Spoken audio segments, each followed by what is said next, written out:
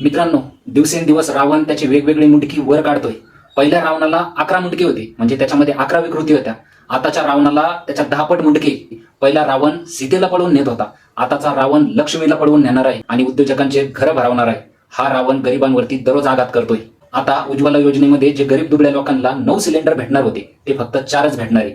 2016ला ज्यावेळेस ही योजना सुरू झाली तेव्हा हाच माणूस म्हणत होता कि इस देश की माँ बहनों को 400 सिगरेट का धुआं पीना पड़ता है, उनके पेट में वो धुआं चला जाता है. मग तेव्हा 2016ला 12 सिलेंडर दिले जात होते. 2025ला त्याची संख्या घटून 9 सिलेंडरवर आणली आणि आता 2026 मध्ये ती फक्त 4 सिलेंडरवर आणून ठेवली.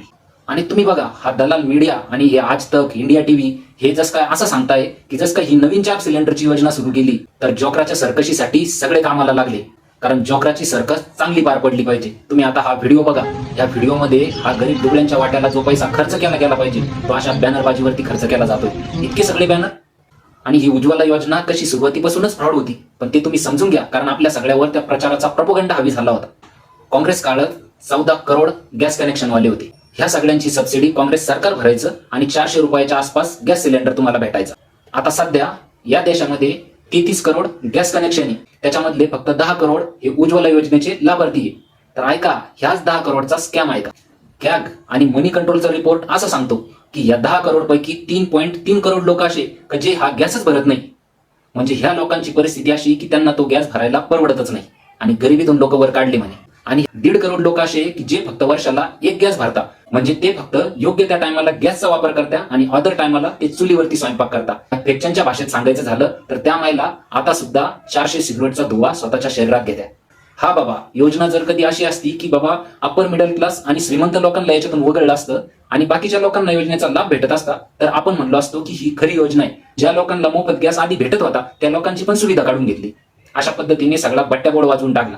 जे लोक समजा शहरी भागात राहत्या, 20-25 हजाराचा किंवा मग 50 हजारापर्यंत जॉब करता, त्यांचं महागाईमुळे कंबरडं मोडलंय, त्यांना सुद्धा हा गॅस भरणं परवडत नाही. परंतु ते कसं आहे, आता दुखलं तरी कोणाला सांगतील, कारण त्यांना एक नशा चढलाय. त्या नशामध्ये एक येतो म्हणजे देशभक्तीचा नशा. त्यांना असं वाटतं की ते देशभक्तीसाठी काहीतरी करताय.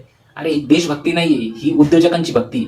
आणि दुसरा नशा आहे तो म्हणजे धर्माचा नशा. त्यांना असं वाटतंय धर्म पुढे चाललाय.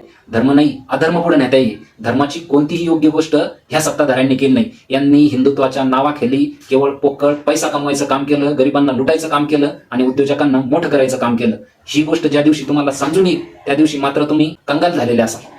हिंदुत्वासाठी यांनी एक गुरुकुल स्थापन केलं का? त्या गुरुकुलमध्ये विज्ञानावर आधारित शिक्षण असं काही देण्याचा यांनी प्रयत्न केला का? यांनी काहीच नाही केलं. यांनी फक्त स्टेजवरून अकराळ विक्राळ बोलणे आणले. दुसरा यांनी वास्तविक बदल काहीच केलेला नाही. जय हिंद, इन्कलाब जिंदाबाद. मैंने बताइए क्या कर लेंगे.